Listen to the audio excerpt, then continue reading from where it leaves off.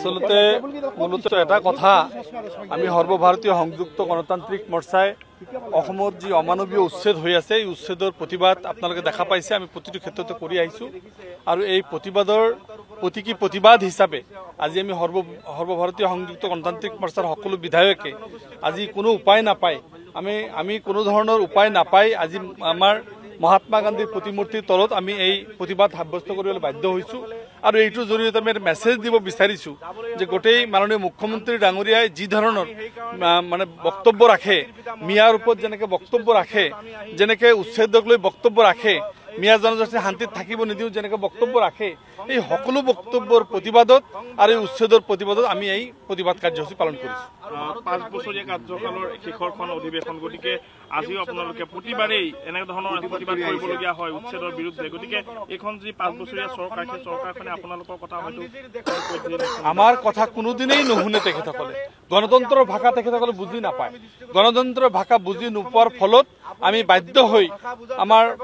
জাতিৰ পিতা মহাত্মা গান্ধীৰ প্ৰতিমূৰ্তি তলে এই কাৰণে আহিছো যে আমাৰ কথা আজি গণতন্ত্ৰত কোনো শুনিবলগীয়া নাই ভাৰতবৰ্ষৰ সংবিধান ব্যাহত হৈ আছে ভাৰতৰ গণতন্ত্ৰ ব্যাহত হৈ আছে এই কথাখিনি জনাবৰ কাৰণে আমাৰ কোনো ঠাই নাই বিগত ইমান দিনে মুখ্যমন্ত্ৰী ডাঙৰীয়াক চৰকাৰক ৰাজ্যপালক বিভিন্ন ঠাইত আমি দি আহিছো কতো আমি ন্যায় পোৱা নাই সদৌ শেষত আজি শেষৰটো যিটো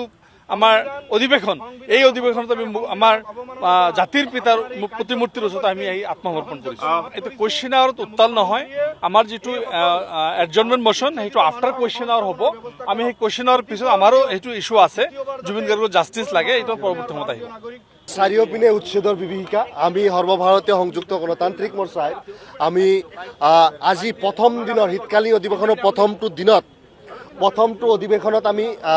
আজি সদনত সোমোৱাৰ পূৰ্বেই আমি আজি এআইইউডিএফ বিধায়িনী দলে ইয়াতে প্ৰতিবাদৰ কাৰ্যসূচী ল'বলগীয়া হৈছে আজি শত সহস্ৰ নাগৰিক আজি ঠাণ্ডাত ওপৰত তম্বু এখন নোহোৱাকৈ বিভিন্ন ঠাইত উন্মুক্ত অৱস্থাত আছে বহুতৰ শিক্ষা বহুতৰ স্বাস্থ্যৰ ক্ষেত্ৰত বিভিন্ন বাধা বিঘিনি আহিছে চৰকাৰে প্ৰায় 16,000 পৰিয়ালক এতিয়ালৈকে উচ্ছেদ কৰিলে কাকো পুনঃসংস্থাপন নকৰিলে প্ৰায় 9জন লোকক হত্যা কৰিলে এই উচ্ছেদৰ প্ৰক্ৰিয়াটোত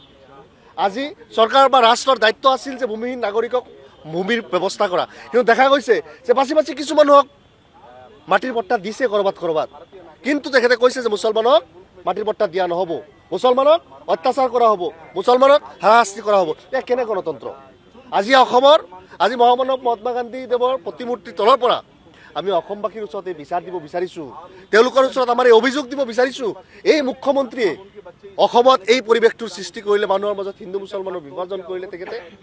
কাৰোবাক মিয়া বুলি কৈ তেওঁলোকক এলিনেশ্যন কৰিলে তেওঁলোকক পৃথকীকৰণ কৰি